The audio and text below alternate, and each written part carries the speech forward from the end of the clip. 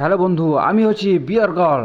আমি আজকে সাউথ আফ্রিকার জঙ্গলে এসেছি। তো জঙ্গলের ভিতরে কি করে সার্ভাইভ করতে হয় সেটা তোমাদেরকে আজকে দেখাবো। এই জঙ্গলে বাঘ ভালুক সবই পাওয়া আচ্ছা। যায়। আর এই মাথার উপরে যে সূর্য দেখতে পাচ্ছ, রোদের তাপ বিশাল। ठीक है। তো রোদ যতই থাক না কেন আমাকে খাবারের ব্যবস্থা করতেই হবে। তো চললো জঙ্গলের ভিতর দিয়ে, ক্যামেরাম্যান আগে এসো, আমি দেখাচ্ছি কেমন করে খাবারের ব্যবস্থা করতে হয়। তো চললাম জঙ্গলের ভিতর দিয়ে, দেখাচ্ছি তোমাদেরকে। এই জঙ্গল খুব খতরনাক। এখানে বাঘ ভাল্লুক সিংহ সাপ সব দেখতে পাওয়া যায়। এখানে কি দেখা যাচ্ছে?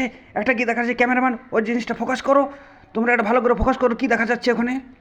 এটা কি দেখা যাচ্ছে? মনে হচ্ছে যেন এটা ডাইনোসরের গু। এটা হচ্ছে ডাইনোসরের গু।